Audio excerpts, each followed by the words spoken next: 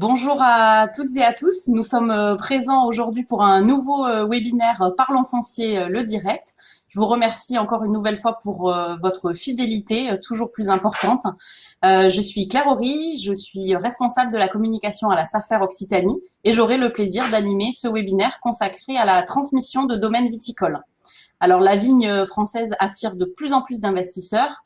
En tout, le vignoble français représente 800 000 hectares et chaque année, des domaines changent de main.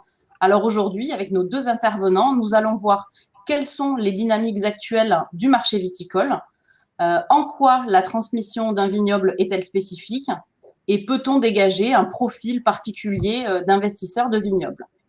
Tout au long de ce webinaire, vous aurez la possibilité de poser des questions dans le chat et nous y répondrons à l'issue des interventions de nos deux intervenants. Alors, sans plus attendre, j'ai le plaisir d'accueillir Michel Lachat et Hervé Flamand pour échanger et partager sur ce thème. Michel Lachat, bonjour. Bonjour Claire et bonjour à tous. Donc Michel Lachat, vous êtes directeur départemental de la Gironde à la SAFER Nouvelle-Aquitaine depuis 2015. Quelques mots sur votre parcours. Vous êtes diplômé de l'ENITA de Bordeaux, donc qui est l'École nationale supérieure des sciences agronomiques, et également diplômé de l'Institut d'œnologie de Bordeaux. Vous avez intégré la SAFER en 1995 en tant que conseiller foncier en Gironde et vous avez été adjoint et maintenant directeur de ce service départemental. Et vous êtes également co-animateur du réseau viticole national au sein des SAFER viticoles. Je suis ravie de vous accueillir. Ravi d'être parmi vous. Hervé Flamand, bonjour. Bonjour à toutes et tous. Hervé Flamand, vous êtes directeur du développement à la SAFER Occitanie depuis 2018 et vous êtes également responsable du service conseil en transmission et investissement rural, un service dédié à l'accueil des clients. Avant cela, vous étiez directeur départemental du Gard pendant 10 ans et également directeur général à la SAFER Martinique et directeur des Pyrénées-Orientales. Je suis ravie de vous accueillir aujourd'hui. Merci et également ravi d'être présent. Alors, durant ce webinaire, je vous le disais, n'hésitez pas à réagir et à poser toutes vos questions. Et donc, sans plus tarder, on démarre sur notre première question à nos deux invités. Donc, Michel, cette première question est pour vous. Quelles sont les tendances actuelles sur le marché viticole ? Oui, alors si on regarde un petit peu dans le rétroviseur ce qui s'est passé en 2020, en fait, puisqu'on a des chiffres qui datent de 2020, au niveau national, on enregistre une baisse du nombre de transactions portant sur des parcelles de vignes. Il y a eu un peu moins de 8200 transactions en 2020 portant sur des vignes ou des domaines viticoles. Et ce chiffre est en baisse d'environ 11% par rapport à 2019. Si on s'intéresse aux surfaces échangées, on a à peu près 14 600 hectares de surfaces en vignes qui ont été échangées toujours au niveau national. Là également, on note une baisse d'environ 20% par rapport à 2019. Et puis, si on s'intéresse aux valeurs, un peu moins de 900 millions d'euros, 861 millions d'euros qui ont été échangés correspondant à des biens viticoles, que ce soit des parcelles ou des domaines. Et là encore, ce bien est également légèrement en baisse de 13% par rapport à 2019. Alors, les causes de cette baisse, on les connaît.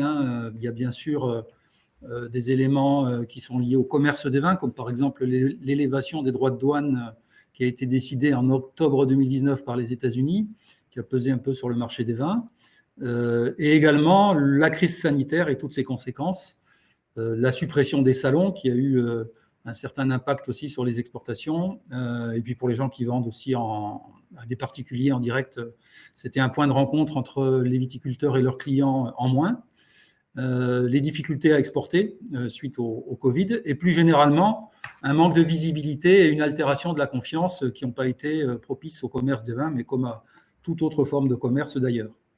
Donc tous les bassins viticoles sont concernés par cette tendance générale, même s'il existe des régions qui résistent mieux que d'autres. Si on s'intéresse au type d'acquéreurs, tous les marchés n'ont pas réagi de la même façon. Un marché qu'on a l'habitude d'évaluer à la SAFER, c'est les achats réalisés par des fermiers en place. Donc les gens qui étaient fermiers de parcelles de vignes ont beaucoup moins acheté que les années précédentes, en 2020. Moins 30% de transactions par rapport aux années précédentes.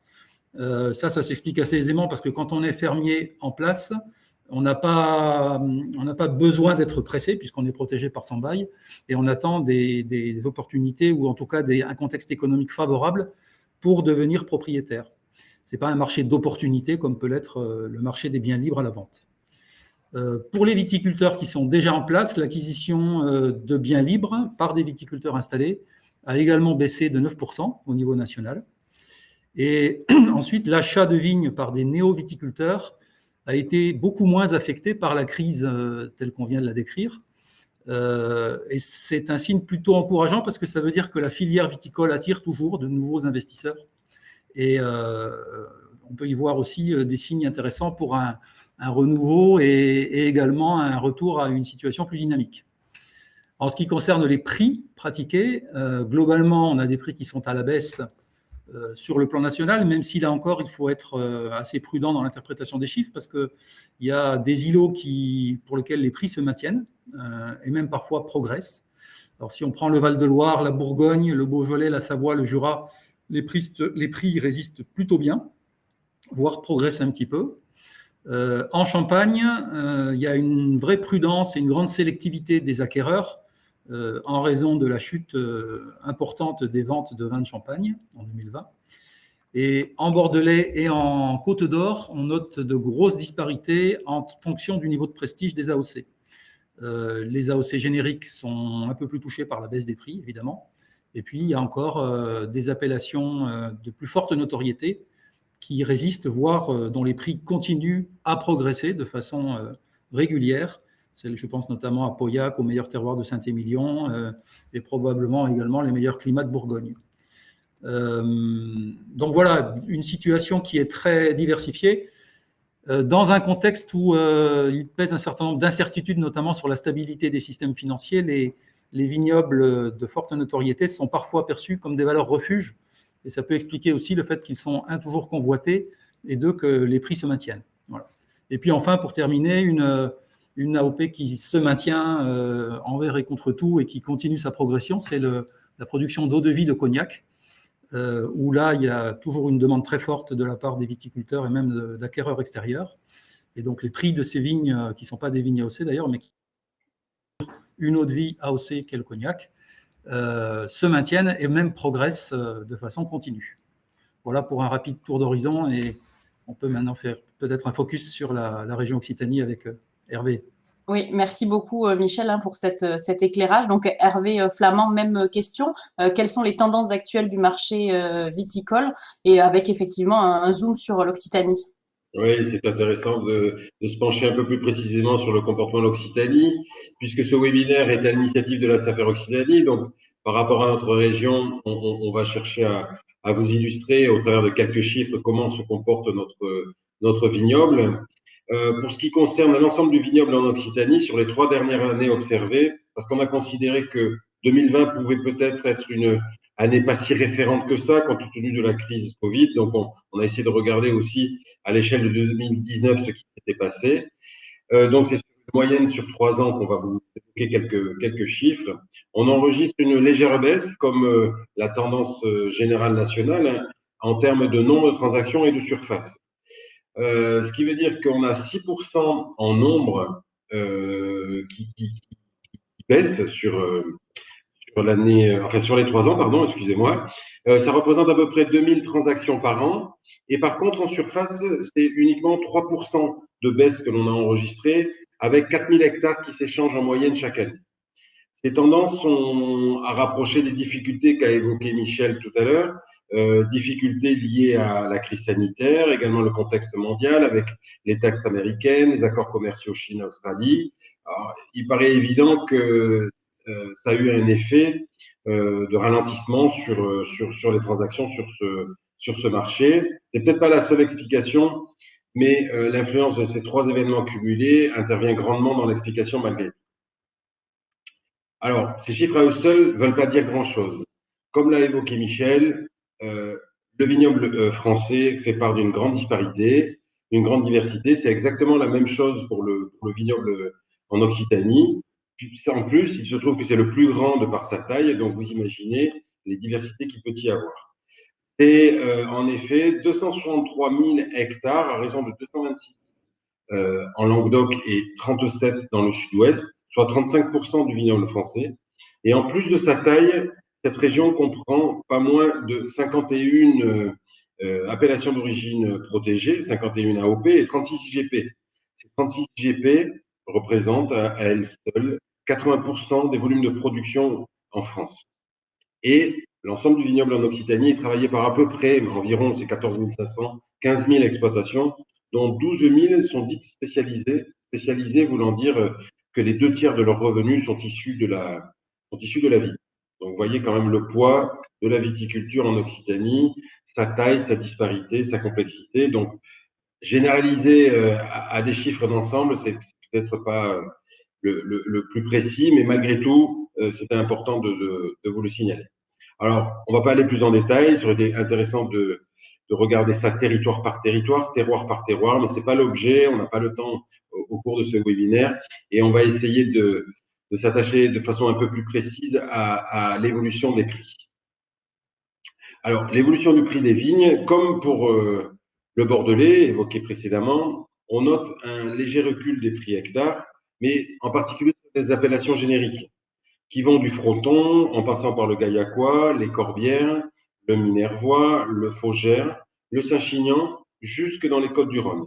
Et à l'inverse, sur les appellations un peu plus prestigieuses, on a la Blanquette de Limoux, les Terrasses du Larzac, le Pic Saint-Loup, les Costières de Nîmes, les Grès de Montpellier, qui, ces appellations ont tendance à avoir leur valeur affichée, des valeurs à la hausse sur les 3 dernières années.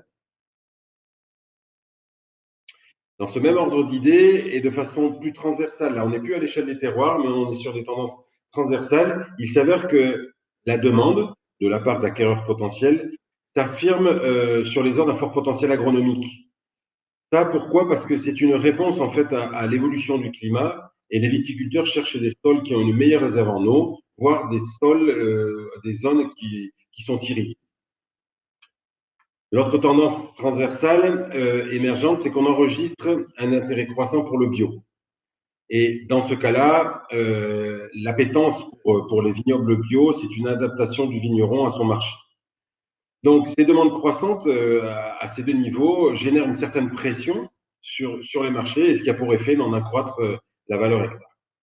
Voilà, Claire, en quelques mots, le tableau qu'on peut dresser au niveau des grandes caractéristiques du vignoble en Occitanie, qui, de par sa taille et sa diversité, affiche des disparités, mais des atouts indéniables et un très fort potentiel de développement. Le fait qu'il semble avoir mieux résisté que d'autres en termes de dynamique de marché est un signe qui ne trompe pas. Merci beaucoup Hervé Flamand pour l'ensemble de ces explications. Alors avec les 2 explications de nos intervenants, on voit que malgré les difficultés, le marché viticole a résisté et bien sûr qu'il faut rester prudent sur l'interprétation des chiffres qui ont été donnés. N'hésitez pas à poser vos questions sur le chat, on y répondra à la fin de ce webinaire. La deuxième question, Hervé Flamand, du coup, elle est pour vous au démarrage. En quoi la transmission d'un vignoble est-elle spécifique? Alors, sur ce point, la particularité, la spécificité de la transmission viticole est que le plus souvent, acheter un vignoble ou un domaine viticole, c'est pour un grand nombre, d'abord réaliser un rêve, assouvir une passion pour le porteur de projet. La très grande majorité des acheteurs, en dehors des professionnels du monde du vin, qui eux connaissent très bien le sujet et sont pas dans la passion et dans l'achat coup de cœur. Pour les autres, c'est avant tout des amoureux de la vigne et des amateurs de bon vin qui cherchent à aller au bout en fait de leur passion.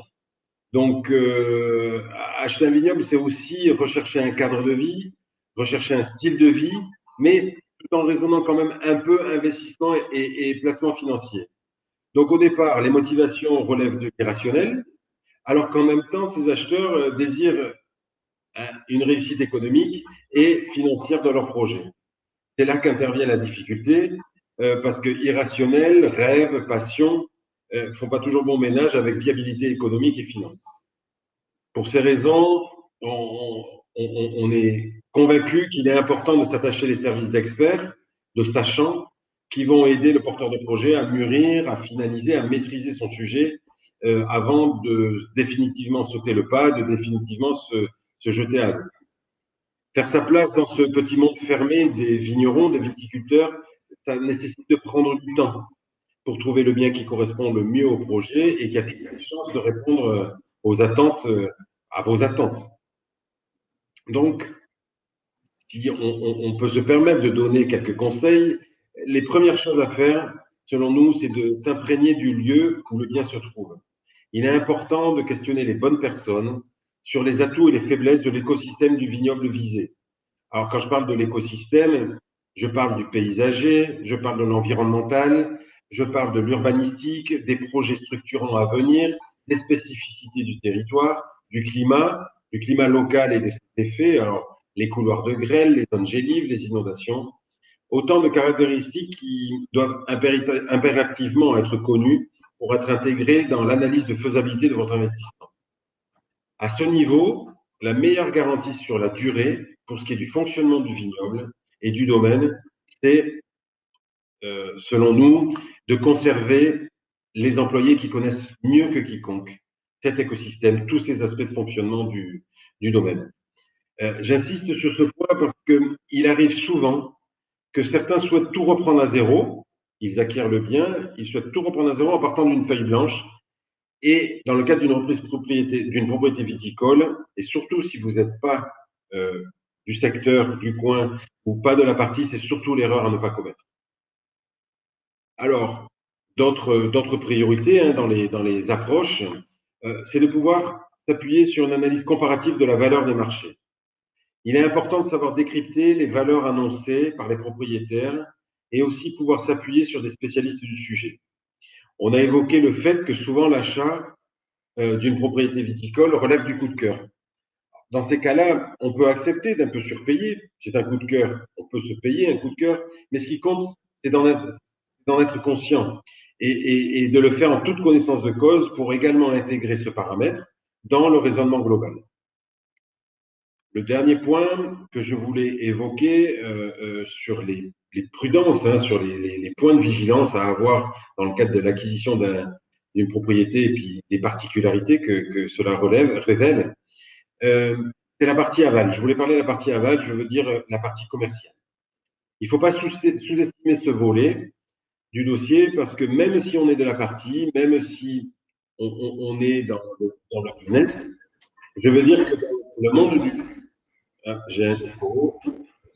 Combien de fois on entend dire que le réseau de l'acheteur sera mobilisé pour écouler la production et voir ce même acheteur quelques années plus tard nous dire combien il a souffert d'avoir sous-estimé en fait cet aspect de son investissement et d'avoir sous-estimé la particularité du marché des vins.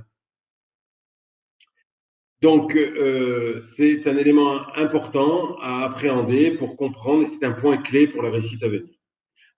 Sur le sujet du commercial, il y a une petite anecdote. Il y a un vigneron qui m'a dit un jour, pour se faire un bon réseau commercial, il faut 10 ans. J'étais un peu surpris quand même de l'étendue, de la durée de la réalisation d'un réseau. Et pourtant, c'est un vigneron qui a pignon sur rue, qui aujourd'hui peut afficher toute sa réussite et qui me le répète à chaque fois que je le vois, qui me dit, si Hervé, je t'assure, il faut 10 ans pour créer un bon réseau commercial. Donc, si j'insiste, c'est que j'ai confiance en ce vigneron et que je vous mets en garde sur le sujet. Voilà, Claire, quelques éléments, mais je sais qu'il y en a d'autres très techniques, très juridiques, et je crois que Michel va nous permettre d'avoir quelques détails sur ce sujet-là.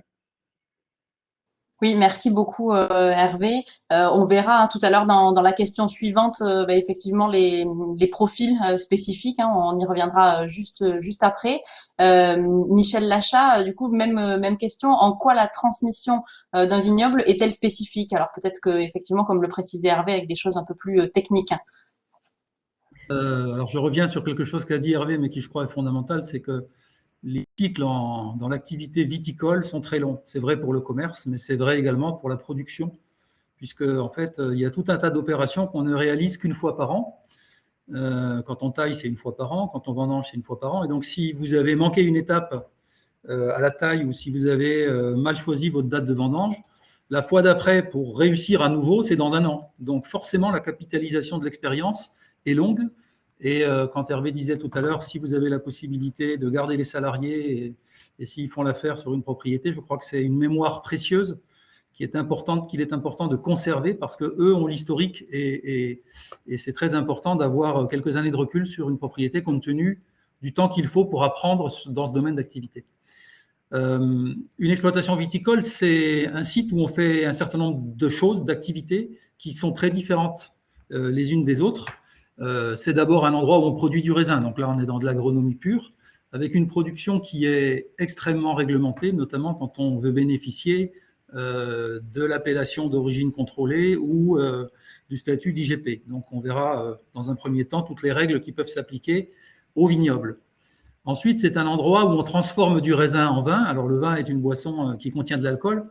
Et on sait très bien que la production d'alcool et la distribution d'alcool en France est très réglementée là aussi. Donc, il y a toute une réglementation spécifique. Et puis, ensuite, il y a toute la réglementation qui s'applique à l'élaboration d'un produit fini sur une exploitation viticole. Donc, ça aussi, c'est une source de réglementation et de choses à vérifier. Et puis, enfin, c'est un endroit où on conditionne et où on commercialise du vin. Donc, toutes les problématiques liées aux conservations du vin, aux règles d'habillage, à l'utilisation des marques, on va les rencontrer quand on parle de la transmission d'une exploitation viticole. Donc, vous voyez qu'il y a déjà plusieurs domaines d'activité, au moins 3, la production de raisin, la vinification et la commercialisation. Et puis ensuite, tout ça, ça se fait avec des équipements, du matériel et du personnel. Donc, quand on transmet une exploitation viticole, on doit aussi s'intéresser au fait de savoir si les équipements et le matériel est aux normes et si, dans la transmission du personnel, on a bien respecté toutes les règles qui sont attachées à ce sujet-là. Alors, je ne vais pas rentrer dans la multitude des détails qu'on pourrait aborder sur ces questions-là, mais juste pour en retracer les grandes lignes. En ce qui concerne la production de raisin, le premier point, quand on s'intéresse à une propriété viticole, c'est de regarder les zonages qui pèsent sur les vignes qu'on achète. Il y a encore, c'est de plus en plus rare, mais il existe encore dans les régions AOC des parcelles qui sont partiellement ou totalement en dehors de l'aire d'AOC et qui sont déclarées en AOC. Donc ça, c'est quelque chose qu'il faut vérifier de façon systématique pour ne pas se retrouver à avoir acheté au prix de la vigne AOC des vignes qui sont en fait en vin de table. Une problématique, alors cette problématique-là est plutôt en train de diminuer parce que les contrôles sont de plus en plus fréquents et on rencontre de moins en moins de cas. Par contre, il y a une autre problématique qui est en train de monter en flèche et qui concerne également les zonages, c'est ce qu'on appelle les ZNT, les zones de non-traitement. Donc en fait, il y a à proximité des cours d'eau ou à proximité des habitations, il existe des zones dans lesquelles les traitements de la vigne sont réglementés avec des distances minimum à respecter. Et bien sûr, comme l'urbanisation galope et régulièrement des parcelles de vignes se transforment en terrain à bâtir, eh bien, on a assez souvent des zones de frange entre des parcelles viticoles et des parcelles bâties. Et donc, ça peut engendrer un certain nombre de conflits de voisinage. Donc, je pense qu'on ne peut plus aujourd'hui se passer, quand on achète une propriété, soit qui est à proximité de cours d'eau, soit qui est à proximité de zones bâties, de faire une analyse en fait du linéaire, la distance de linéaire, de lisière qu'il peut y avoir entre les zones bâties et les zones viticoles, et de regarder si on ne va pas avoir des soucis pour traiter ces parcelles-là. Ensuite, si on s'intéresse aux surfaces en vigne, alors c'est un vrai sujet en viticulture, les surfaces en vigne, parce que quand vous plantez de la vigne, tout est déclaratif. Vous allez expliquer aux douanes que vous plantez X hectares de vigne, et puis ensuite, sur le terrain, vous plantez soit la surface que vous avez annoncée, et ça, c'est ce qu'il faut faire, soit une surface différente, et on s'aperçoit qu'il y a encore sur les propriétés, il peut y avoir des distorsions. Alors d'ailleurs, la plupart du temps, elles ne sont même pas volontaires, c'est-à-dire que quand vous arrachez des Cabernet Sauvignon qui ont été plantés il y a 50 ans, si la parcelle était déclarée pour 3 hectares 25 et qu'au final, elle ne fait qu'1 hectare 80, eh bien, quand vous arrachez vos Cabernet, vous n'avez pas arraché la surface exacte qui était déclarée. Et donc, vous vous retrouvez avec une distorsion entre la surface plantée et la surface qui est déclarée aux douanes. Alors ça, c'est important parce que, d'abord, c'est quand même intéressant de vérifier qu'on achète bien sur le terrain la surface qui est déclarée aux douanes, parce que si vous avez plus de vignes sur le papier que vous n'en avez sur le terrain, vous allez acheter du vent, en clair. Alors, tout dépend du prix de l'hectare de vigne, mais si vous êtes à Pomerol ou à Pauillac, où ça peut monter à des niveaux supérieurs à 3 millions d'euros l'hectare, il faut pas beaucoup d'écart en surface pour que ça représente des sommes importantes. Donc, première source de vigilance, on vérifie la surface. Et puis également, ça a un impact sur les stocks, parce que les vins qui ont été produits sur des vignes qui sont déclarées mais non plantées sont susceptibles d'être remises en cause, leur licéité peut être remise en cause, et les douanes peuvent remonter jusqu'à 3 ans en arrière sur ce sujet-là. Et donc, vous pouvez acheter des stocks qui existent bien physiquement, mais en cas de contrôle, si vous avez un contrôle après avoir acheté la propriété, on vous expliquera que c'est les vins issus de ces vignes qui sont plantés sur le papier mais pas sur le terrain doivent aller à la distillerie alors que vous les avez payés quand vous les avez achetés. Donc, ça fait un deuxième point de vigilance. Ensuite, on a toutes les mesures qui concernent les obligations du cahier des charges des appellations. Donc, il y a des critères en ce qui concerne notamment les cépages autorisés, donc vérifier qu'on a bien que des cépages autorisés par le cahier des charges dans ce qu'on achète. Il y a des questions d'écartement entre rangs, écartement sous le rang. La hauteur de feuillage également peut être un critère, et là, il faut vérifier que le palissage permet bien d'atteindre cette hauteur de feuillage. Et puis également, le pourcentage de pieds morts est un critère important parce que toutes les parcelles qui ont plus de 20% de pieds morts, on est obligé d'appliquer des réfactions de rendement par rapport au rendement maximum autorisé. Et donc, il est important, quand on fait son business plan et qu'on part sur des volumes qui sont susceptibles d'être produits sur l'exploitation, de faire cette analyse de pieds morts pour pouvoir partir sur des volumes réalistes. Si on s'intéresse cette fois au matériel et aux équipements qui existent sur une propriété viticole, il y a toute une réglementation qui impose de traiter les effluents phytosanitaires. Donc, il faut avoir des équipements de type station de lavage ou des techniques de lavage à la parcelle qui sont aussi autorisées. Il existe également une obligation de traiter les effluents, de traiter ou de collecter d'ailleurs, les effluents vitivinicoles. Et c'est important de s'interroger sur le type d'équipement qui existe sur l'exploitation que vous achetez, parce que si aucun équipement n'existe ou si l'équipement qui existe n'est pas aux normes, l'acquéreur sera obligé de faire la mise aux normes. Cette mise aux normes peut avoir un coût, donc il vaut mieux effectivement le savoir avant. Également, il y a obligation maintenant d'avoir des locaux dédiés au stockage des produits phytosanitaires, et là encore, il faut vérifier qu'ils sont bien aux normes. Ensuite, on a des obligations liées aux locaux qui peuvent être directement issues des cahiers des charges. Dans certaines appellations, imposent des locaux climatisés pour stocker les vins finis. Ça arrive dans certaines appellations. Et puis, il y a également, sur certaines appellations également, l'obligation de disposer d'un système de thermorégulation au niveau du chai de vinification. Toujours dans les bâtiments, outre les diagnostics immobiliers qui sont obligatoires et sur lesquels je ne reviens pas, c'est-à-dire le fait de faire l'amiante, la conformité de l'installation électrique et plomb et termites, un point fondamental quand on achète des locaux dans lesquels on va soit vinifier du vin, soit le conserver, c'est de vérifier la qualité de l'atmosphère du vin, parce qu'on trouve encore dans des chais pour lesquels il y a des charpentes en bois qui ont été traitées avec des produits assez anciens, ou même dans les box palettes en bois qui servaient les box de 600 bouteilles là, qui servent à stocker les bouteilles en tiré bouché. On trouve encore des traitements qui relarguent des composés organochlorés et qui sont responsables de déviations organoleptiques sur les vins. Donc c'est fondamental de faire une analyse qui vérifie qu'on n'a pas de composés organochlorés dans l'atmosphère du chai qui pourraient induire des déviations organoleptiques sur les vins. Puisqu'on est sur les stocks de vin, là également, il faut vérifier un certain nombre de choses. D'abord, il faut s'assurer que la quantité de vin annoncée est bien physiquement présente. Alors en général, on a assez peu de soucis sur ces questions-là, mais il y a un inventaire à faire avant la vente, bien sûr. Et puis ensuite, il faut vérifier la qualité organoleptique des vins, donc soit par une dégustation qui peut être faite par un œnologue ou un courtier assermenté.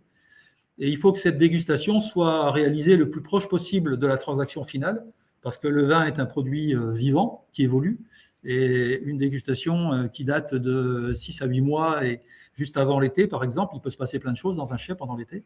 Donc, il est préférable que ces contrôles soient faits le plus proche possible de la vente. Un autre point important, une fois qu'on s'est assuré du caractère loyal et marchand des vins, c'est de faire un inventaire des marques présentes sur l'exploitation et surtout de reconstituer la manière dont ces marques ont été acquises par le propriétaire vendeur. En effet, la marque viticole a un statut qui est complètement différent des marques commerciales classiques. Alors, ce qu'on appelle une marque viticole, c'est tout ce qui commence par château, clos, domaine. Et la réglementation qui s'applique à ces marques est différente de celle qui s'applique aux marques commerciales.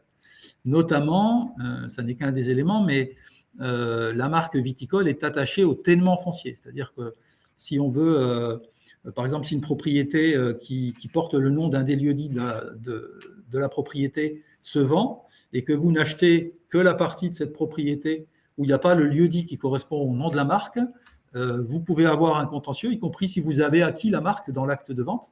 Ça peut nourrir un contentieux entre celui qui a acheté le ténement foncier qui porte le nom du château et celui qui a acheté la marque, mais pas le ténement foncier qui porte le nom de ce château.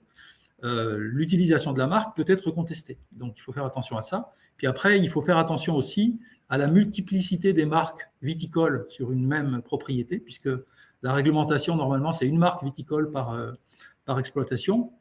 On peut utiliser une deuxième marque si on est capable de démontrer qu'on l'utilisait avant 83, et ensuite, on peut utiliser les marques qui sont issues de rattachements d'exploitation. Si on a acheté la totalité des vignes d'une autre exploitation qui s'appelait d'un autre nom de domaine, on peut récupérer ce nom de domaine. Mais là encore, attention, on ne peut, avec cette marque-là, ne commercialiser que les vins issus des vignes qu'on a acquis lorsqu'on a fait l'acquisition de ce domaine. Et on voit pas régulièrement, mais ça arrive quand même, il y a des noms qui commercialement sont plus porteurs que d'autres, et on peut avoir des situations où l'acquéreur a acheté, il y a une dizaine d'années, les 15 hectares de vignes venant d'une propriété. Il a récupéré la marque de cette propriété, et comme elle est plus porteuse commercialement, il finit par écouler l'intégralité des vins produits sur son domaine avec cette marque. Ça, d'un point de vue répression des fraudes, c'est répréhensible. Et donc, il faut être capable de tracer d'où viennent les marques. Donc, il y a une analyse à faire là-dessus. Après, je ne vais pas m'étendre très longtemps, mais quand on achète également un fichier client, il y a un certain nombre de choses à vérifier, notamment que les clients qui sont dans le fichier, parce qu'on a tout vu avec quelques années d'expérience, notamment des fichiers avec 1000 clients, mais il y en a 40% qui sont décédés, ou alors des fichiers avec 1000 clients, mais il y a 5 ans que la moitié des clients de ce fichier n'ont plus commandé une goutte de vin. Donc, ça ne suffit pas de compter le nombre de clients, il faut aussi regarder si le fichier est actif ou pas. Et puis, puisqu'on a parlé tout à l'heure du personnel, attention sur les propriétés viticoles, le personnel a souvent des avantages en nature. Ça peut être le logement, ça peut être les véhicules, les primes de vendange ou la possibilité de disposer de vin. Il faut aussi que l'acquéreur ait connaissance de tout ça parce que c'est des avantages qu'il va devoir maintenir à ses salariés. Donc, il est important qu'ils connaissent tout ça. Voilà. Donc, en conclusion, tous ces audits, en fait, on pourrait détailler plus, mais ce n'est pas non plus l'objet. Simplement, ces audits, ils ont pour unique objectif, non pas de briser le rêve de l'acquéreur auquel faisait allusion tout à l'heure Hervé, mais de l'éclairer en tout cas ce rêve. C'est-à-dire que bien sûr il y a de la passion, bien sûr il y a de l'engouement, bien sûr la viticulture est une activité formidable, mais en même temps on achète une entreprise et donc on ne peut pas passer à côté d'un certain nombre de vérifications, ne serait-ce que pour savoir ce qu'on achète et où on met les pieds. Et puis côté vendeur, parce qu'on pourrait dire oui, à ce moment-là le vendeur il n'a aucun intérêt à ce que tous ces diagnostics soient faits. Ben, précisément si, parce que le vendeur, ça le met à l'abri d'éventuels recours qui pourraient avoir lieu postérieurement à la vente, qui pourraient être introduits par l'acquéreur. Et là, c'est vrai que l'intervention d'un opérateur professionnel qui sécurise la transaction et qui prend en charge tous ces contrôles, sécurise à la fois l'acquéreur et le vendeur. Merci beaucoup, Michel, pour ces éléments très précis. Je rappelle que vous êtes directeur départemental de la Gironde à la SAFER Nouvelle-Aquitaine. Donc, n'hésitez pas à poser vos questions. On rentre dans le dernier quart d'heure de ce webinaire. Et une dernière question pour nos deux intervenants. Peut-on dégager un profil particulier d'acquéreur de vignoble? Michel, vu que vous êtes lancé. Alors, un profil, non, mais plusieurs, certainement. C'est toujours un peu compliqué de mettre les gens dans des cases. Hein, donc, on va se risquer à une segmentation. Elle est probablement imparfaite et il y a probablement des catégories qui se recoupent. Mais déjà, le public qu'on connaît bien et qui est dans l'ADN de la SAFER, c'est les jeunes viticulteurs ou les jeunes agriculteurs, d'ailleurs, au sens large. Donc ça, c'est un premier public qui peut investir dans la viticulture. Il y en a là également deux catégories, c'est-à-dire qu'il y a ceux qui sont issus du sérail, donc des fils de viticulteurs déjà installés, qui souvent d'ailleurs s'installent soit sur la propriété des parents, ça c'est une possibilité, mais on les voit aussi souvent aller sur d'autres appellations de façon à étoffer un petit peu la gamme des produits qui sont proposés par la famille. Alors, ils disposent souvent d'un fort soutien des parents, aussi bien en ce qui concerne les moyens de production que même le marketing et les fichiers clients. Mais à l'occasion d'une installation d'un fils de viticulteur, il y a souvent des virages qui sont pris ou des tournants stratégiques. C'est par exemple des conversions en bio qui aujourd'hui ont un peu le vent en poupe, de nouvelles options en matière de distribution ou de marketing. Et c'est vrai que ça fait du bien de voir ces jeunes arriver sur les exploitations et apporter des idées nouvelles. Ensuite, on a un autre public de jeunes qui n'est pas issu du milieu viticole. Alors, on sait malheureusement que s'installer en viticulture, ça ne s'improvise pas et notamment, ça nécessite des capitaux importants. Donc, c'est souvent des jeunes qui ont fait une première partie de carrière dans des métiers plutôt rémunérateurs, qui ont vendu une petite entreprise qu'ils avaient montée ou qui en ont marre de parcourir la planète en avion pour aller exercer leur profession sur tous les continents. Ils s'aperçoivent d'ailleurs après souvent qu'ils continuent à parcourir la planète, mais cette fois pour vendre leur vin. Et voilà, ça c'est un autre type de jeunes qu'on peut installer. Et donc voilà, première catégorie, des jeunes viticulteurs. Merci Michel. Hervé Flamand, un autre type de profil d'acquéreur de vignobles? Oui, alors la seconde catégorie qui me vient à l'esprit, et malgré tout, hein, comme Michel, je me rends compte que l'exercice est pas si évident que ça, c'est-à-dire faire rentrer dans des cases des profils types, ça peut être délicat, mais malgré tout, à l'expérience, on se rend compte qu'il y a quand même des profils dominants et qu'on le retrouve de façon assez régulière. Donc, on n'est pas dans le détail, on est dans la généralisation, mais je pense qu'on n'est pas très loin de la vérité. Donc, la seconde catégorie, pour moi, c'est ce que j'appelle les passionnés éclairés. On les a un peu évoqués précédemment et de façon un peu différente des premiers qu'a évoqué Michel. On n'est pas sur des personnes qui recherchent qu'une activité, on est sur souvent des chefs d'entreprise, des capitaines d'industrie, des cadres de haut niveau qui sont en phase de reconversion professionnelle. Ils ont une première vie professionnelle intense, bien souvent, et ils cherchent un second souffle, une autre activité. Et souvent, ils sont étrangers au monde du vin. Donc, pour ces profils qui cherchent à la fois une maison familiale, un outil économique, un placement financier efficient et une activité, il est important de les aider à maturer leur projet et les accompagner sur la durée pour qu'ils puissent disposer des bons codes qui vont leur permettre d'apprécier le type de propriété qui leur correspond. On est bien sur les profils là où il faut laisser le temps au temps et qu'il faut véritablement accompagner dans la durée pour leur donner toutes les clés en fait de la réussite pour acquérir un domaine. Merci beaucoup Hervé. Michel Lachat, une nouvelle catégorie? Oui, par exemple, ce qu'on regroupe sous le nom d'institutionnel, c'est-à-dire on voit des banques, des compagnies d'assurance, des mutuelles acquérir des domaines viticoles, souvent d'ailleurs dans des AOC à forte notoriété. Donc il y a plusieurs objectifs. Hein. Je pense l'un des principaux, c'est de sécuriser les actifs qui vont être acquis. On sait que, par exemple, les assurances ont besoin d'avoir un minimum de 30% dans leurs actifs des biens immobiliers. Donc les propriétés viticoles peuvent correspondre à ce type de placement.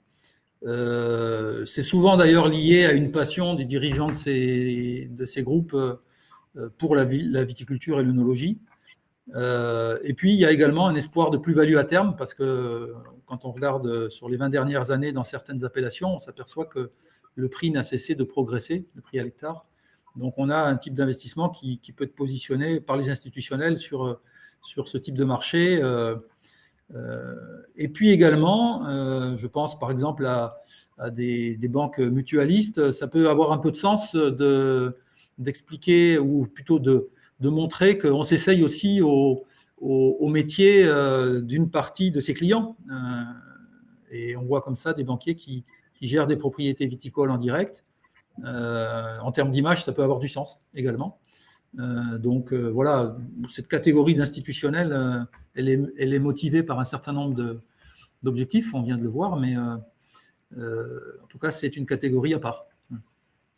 Merci Michel. Hervé, à nouveau, une nouvelle catégorie? Oui, alors je crois qu'on est au troisième profil, hein.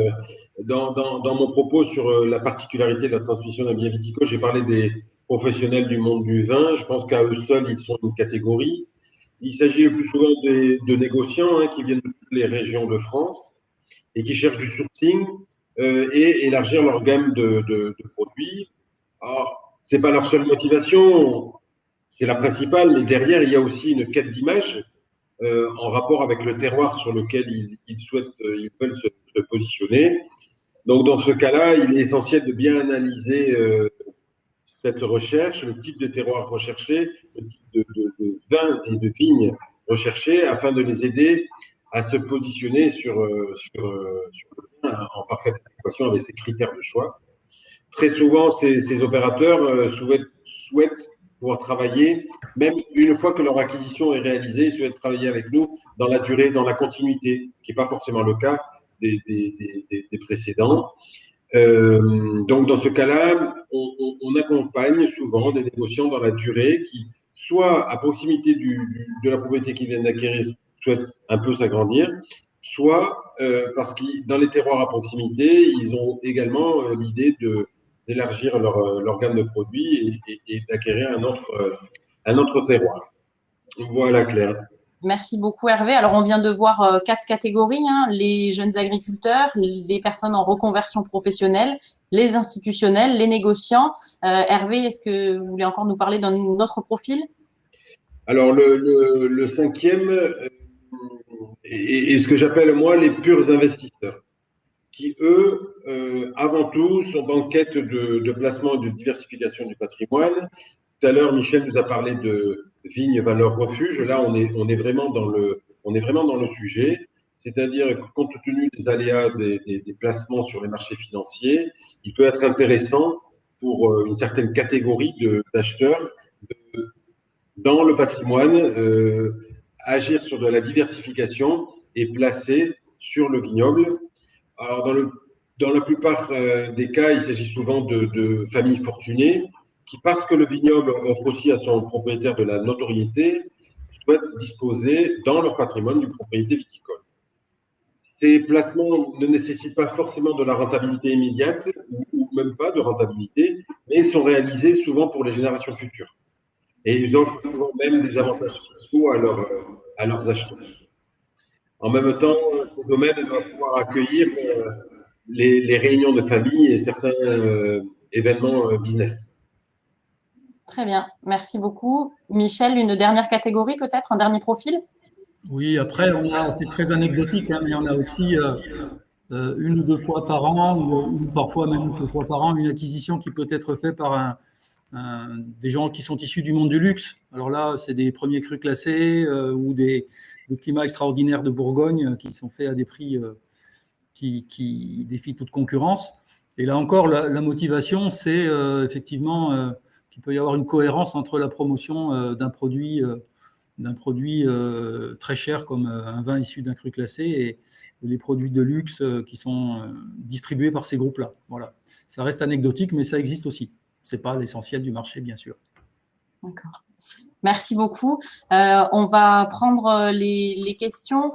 Juste peut-être un dernier mot, Michel, et puis Hervé, avant juste qu'on démarre les questions, la conclusion. Ouais. Qui commence? Ah bah Michel, allez-y. Allez, c'est parti. Non, simplement, moi, ce que je veux dire, c'est que on a une filière viticole qui connaît des difficultés, hein, ça, il ne faut pas le nier, ça existe. Mais peut-être encore une chance sur cette filière, c'est qu'elle reste extrêmement attractive. C'est-à-dire que tous les jours, on a des coups de fil de personnes qui veulent s'installer en viticulture et des gens qui réalisent leur projet d'installation en viticulture. Et ça, c'est bien parce que ça amène du sang nouveau dans le vignoble. On voit aussi des fils de viticulteurs qui reprennent l'exploitation des parents. Alors, c'est plus ou moins dynamique en fonction de la situation économique, hein. Mais même dans une situation où le commerce des vins, en tout cas ces dernières années, est un peu compliqué, on trouve quand même des gens qui veulent investir en viticulture. Je crois qu'il faut y voir un signe positif. Ça veut dire que cette activité intéresse et qu'elle permet d'exercer plusieurs métiers en un, en fait. Quelqu'un qui a des appétences pour l'activité commerciale peut tout à fait s'y retrouver. Quelqu'un qui aime produire et vinifier les plus grands vins peut aussi s'y retrouver. Donc voilà, c'est une activité extrêmement variée qui motive encore beaucoup de porteurs de projets. Merci beaucoup, Michel. Hervé? Et justement, concernant ces porteurs de projets, on a vu au travers de la première partie de ce webinaire que il y avait une grande diversité de vignobles par les régions en France, que transmettre un vignoble, c'était complexe parce que ça faisait appel à multiples compétences, et en même temps qu'il y avait des profils très différents qui cherchaient des choses très différentes. Et donc, ce que je voulais souligner, c'est que quand on est acheteur d'un domaine viticole d'une vigne, il faut être capable de s'adresser à quelqu'un qui va vous accompagner. Et souvent, ce qui est intéressant, c'est de trouver un chef d'orchestre qui est en capacité d'associer les multiples compétences pour accompagner sur le parcours. Parce que souvent, c'est un parcours du combattant quand même pour acquérir un domaine viticole. Et donc, trouver le bon chef d'orchestre, le bon animateur qui va vous mettre en relation avec toutes les parties prenantes qui sont sachantes sur le sujet, je pense que c'est très important. Très bien, Hervé, merci beaucoup. Alors, ça fait le lien avec une de nos premières questions. Avez-vous des services d'experts pour nous accompagner dans notre projet, des services à nous proposer? Moi, je peux répondre là-dessus. On a bien sûr la SAFER, quand elle accompagne une transaction, elle diligente, elle organise tout un tas d'audits. Alors, ce n'est pas la SAFER qui fait tout parce qu'on n'est pas spécialiste de tout. Donc, on est en réseau avec les chambres d'agriculture, par exemple, et également tout un tas d'autres experts pour diligenter ces audits qui font partie de la prestation intégrante de la SAFER. Et on fait ça d'abord parce qu'on aime faire les choses bien, mais également parce que derrière, la SAFER a une responsabilité professionnelle quand elle transmet un vignoble. Et donc, il ne suffit pas pour la SAFER de mettre en relation Dupont avec Durand et ensuite de passer à autre chose. La SAFER a l'obligation de vérifier que l'ensemble des actifs qu'elle transmet, en tout cas d'apporter le maximum d'éclairage à l'acquéreur, sur les atouts et les inconvénients de l'ensemble des actifs qu'elle transmet. Donc ça, c'est un point très important. C'est aussi une garantie à la fois pour le vendeur et pour l'acquéreur de ne pas se retrouver avec des problèmes ultérieurs et post-signature. Voilà. Donc tout est passé au crible. Et bien sûr, on accompagne et on fait faire tous ces audits pour le compte du vendeur et de l'acquéreur. Très bien, merci. On a une question de Geoffrey. Bonjour, je suis JA double actif en fermage hors cadre familial dans le Gard. Toutes les propriétés viticoles avec du bâti coûtant plus d'1,5 million d'euros. Les constructions sont bannies. Comment peut-on s'installer et se développer? Alors oui, je vais répondre, j'avais vu cette question. Ce que j'ai envie de dire, c'est qu'il n'est pas transmis que du vignoble avec bâti et maison de maître. Au sein de la SAFER et notamment donc dans le service départemental du Gard, chaque conseiller foncier à l'échelle de son secteur a connaissance de vignes sous forme de parcellaire qui est à la vente sans aucun bâti, ou de vignes plus hangar, ou de vignes plus cave. Donc, le conseil que j'aurais à donner à Geoffrey, c'est de se rapprocher du service départemental du Gard, de faire connaître son projet, peut-être au niveau du service transmission et investissement rural auprès de Cyril Daniel dans le département, qui va identifier quels sont les secteurs que recherche Geoffrey, et ensuite il l'accompagnera auprès du conseiller foncier qui pourra peut-être lui faire part d'opportunités foncières qui correspondent à sa demande. Merci beaucoup Hervé. On a une autre question. Qu'en est-il des groupements fonciers viticoles? Observe-t-on un développement ou autre type d'acquéreur? Ouais, ça, c'est une question intéressante et c'est vrai que dans les catégories d'investisseurs, on a oublié celle-là. Et pourtant, elle est importante. Et pour rebondir aussi sur la question du jeune vigneron là, qui expliquait qu'effectivement, les investissements en viticulture sont chers, moi, j'ai plusieurs exemples en tête où on a réussi, avec l'aide de groupements fonciers viticoles, de permettre à des jeunes qui voulaient s'agrandir ou même s'installer de pouvoir avoir accès en fait à une propriété viticole sans avoir à supporter le poids du foncier. Et ça, effectivement, c'est une vraie opportunité pour contourner l'obstacle de l'investissement. Alors attention, ça ne règle pas tout non plus parce que Il y a la question des bâtiments, et effectivement, souvent, il vaut mieux être propriétaire des bâtiments parce que les mises aux normes sont à faire sur les bâtiments, et les GFV, en général, ont un peu de mal à s'engager sur les bâtiments, encore qu'on a quelques cas où c'est arrivé. Mais je crois que c'est une piste à creuser et qui répond en fait à un double engouement à la fois de nos concitoyens pour le fait de faire des investissements qui ont du sens, et au lieu de recevoir quelques subsides financiers, avoir quelques caisses de vin, finalement, c'est pas plus mal. Et puis il y a aussi des groupements fonciers d'ailleurs qui rémunèrent leurs investisseurs en argent. Donc il y a plusieurs formules possibles.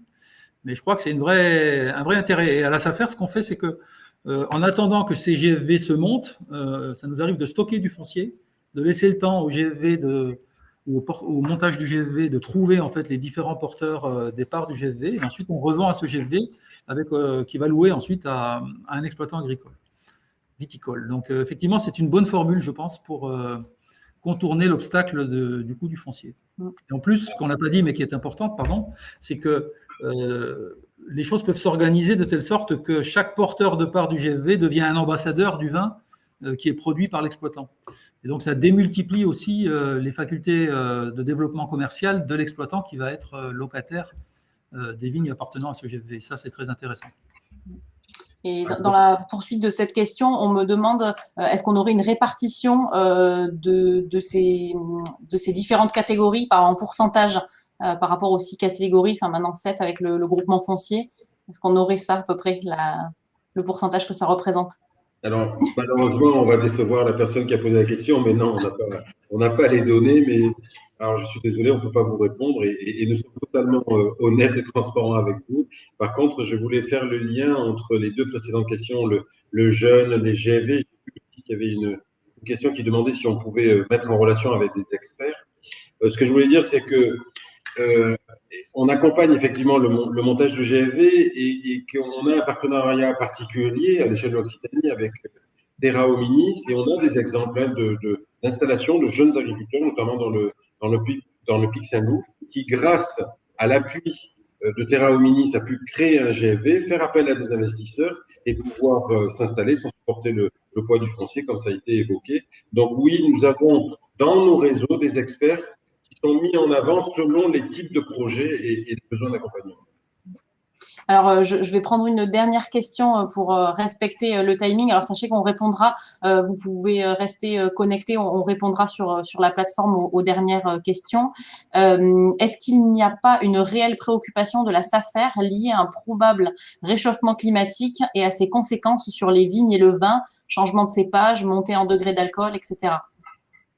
Alors, là, c'est tout frais, mais effectivement, nous avons la préoccupation de ce sujet, puisque la semaine prochaine, nous allons participer à un séminaire en partenariat avec l'UNRWA, avec Sunter, sur le sujet de l'agrivoltaïsme qui préconise de mettre en place des panneaux solaires sur vignes ou sur arbres ou sur maraîchage, mais avec la préoccupation de donner la priorité à la plante et d'orienter les panneaux en fonction des besoins de la plante. Donc, en même temps qu'ils répondent aux besoins de la plante en termes de lumière, ils peuvent protéger de la grêle, peuvent protéger du gel, peuvent protéger du soleil, à contrario, quand il se tape trop.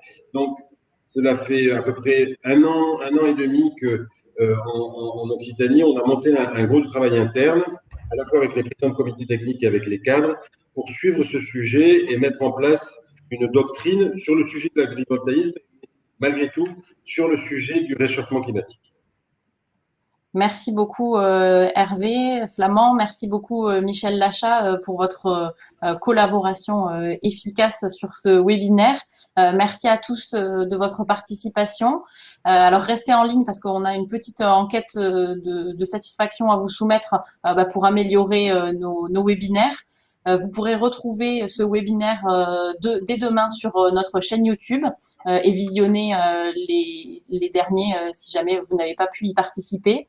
Je vous donne moi rendez-vous pour le prochain Parlons foncier. On parlera ruralité avec Pierre Jarlier, qui est vice-président de l'Association des maires de France et qui est également membre de la mission Agenda rural par le ministre de la Cohésion et des Territoires, et Michel Blaylac, vice-président de la SAFER Occitanie et président de l'Association des maires d'Urgers. Ce sera le jeudi 22 juillet à 13h30 également. Et je vous donne rendez-vous sur le salon Cité-Vie. Les SAFER viticoles auront un stand sur le salon Cité-Vie du 30 novembre au 2 décembre. Voilà, donc je vous remercie à tous d'avoir suivi ce webinaire et je vous souhaite une excellente journée. Au revoir. Au revoir à tous.